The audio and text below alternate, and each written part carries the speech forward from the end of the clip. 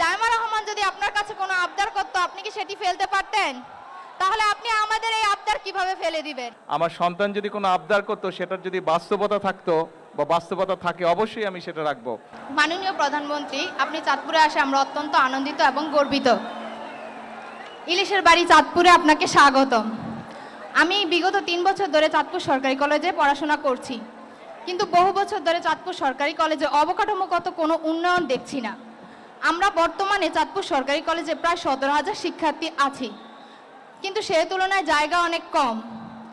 আমাদের কলেজের পাশে কলেজের মালিকানাধীন একটি ভূমি রয়েছে, যেটি ব্যবহার করে আরেকটি ক্যাম্পাস করলে আমরা চাঁদপুর জেলার মানুষ এবং চাঁদপুর শহরের শিক্ষার্থীরা খুবই উপকৃত হব। এতে করে চাঁদপুর জেলার শিক্ষার মান উন্নয়ন হবে। মাননীয় প্রধানমন্ত্রী, আমরা আপনার কাছে আশাবাদী যে আপনি মঞ্চে থাকা অবস্থায় কলেজের ওই ভূমি ব্যবহার করে আরেকটি ক্যাম্পাস করার ঘোষণা দিয়ে যাবেন। এটি করলে আমরা আপনার কাছে চিরকৃতজ্ঞ থাকব। মাননীয় প্রধানমন্ত্রী, আপনার কন্যা সন্তান জায়মা রহমানের মতো আমরাও আপনার সন্তানের মতো। জায়মা রহমান যদি আপনার কাছে কোনো আবদার করতো, আপনি কি সেটি ফেলতে পারতেন? তাহলে আপনি আমাদের এই আবদার কিভাবে ফেলে দিবেন? আমাদের আবদার কি আপনি পূরণ করবেন না? করবেন না? অবশ্যই ইনশাল্লাহ করব।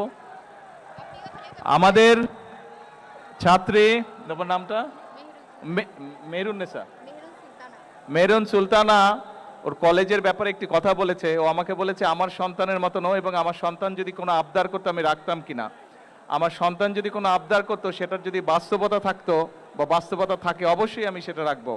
ও যেই আবদারটা করেছে, আমাদের শিক্ষামন্ত্রী মিলন, উনি এই চাঁদপুরেরই সন্তান, ওনাকে আমি এখনই নির্দেশনা দিব এটার বিষয়টার কি সম্ভাব্যতা আছে সবকিছু বিবেচনা করে। হ্যাঁ, কি ঠিক আছে? শুনেছেন? শুনেন নাই? আচ্ছা ঠিক আছে, তুমি তোমার কলেজের পক্ষ থেকে একটা দরখাস্ত দাও আমার কাছে।